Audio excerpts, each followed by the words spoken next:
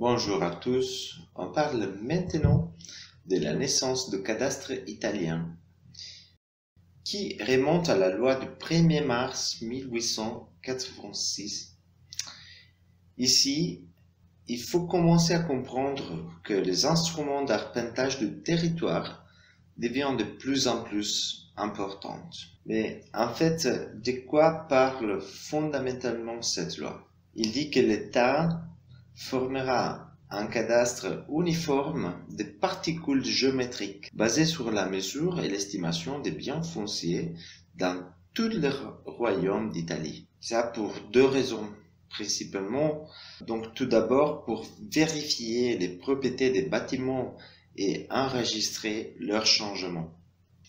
Deuxièmement, pour établir un principe commun des taxes de propriété.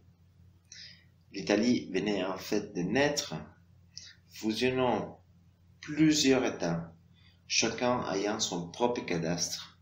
Il fallait donc créer un cadastre unique sur l'ensemble du territoire national. Nous allons maintenant expliquer brièvement ce que signifie cadastre géométrique des particules. Géométrique simplement parce qu'il gère les géométries d'un bâtiment, d'un terrain ou fabriqué. Les registres contiennent donc les dessins de l'objet lui-même.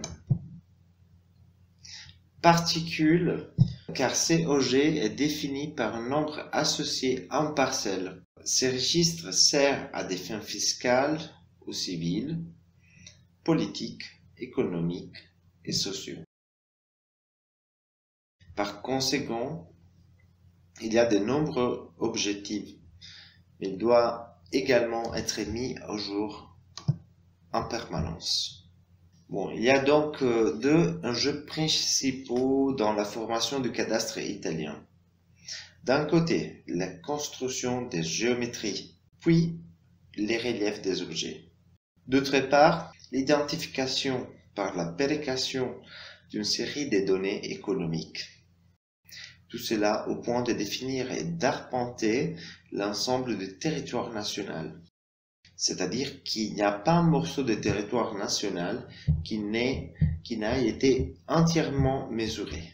Évidemment, la phase de formation du cadastre a évolué du 19e siècle à nos jours avec l'évolution des instruments eux-mêmes. En fait, nous avons vu comment les premiers relèves étaient réalisés avec des tablettes. Les relèves du cadastre a été fait avec les tachéomètres théodolites et cannes métriques. La canne métrique n'est rien d'autre qu'une canne de bambou, donc un instrument léger, longue 3 mètres environ, qui était répété plusieurs fois pour déterminer la taille des édifices. Donc, on risque de lire quelquefois les numéros 3, 4, 2, 7 dans les brouillons cadastraux. Les chiffres 3 ne fait pas référence au mètre, mais ce sont 3 fois le canne métrique, donc c'est plus de 9 mètres.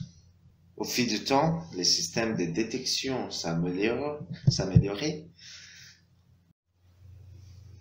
Donc, on voit comme au fil du temps, les systèmes de détection s'améliorent.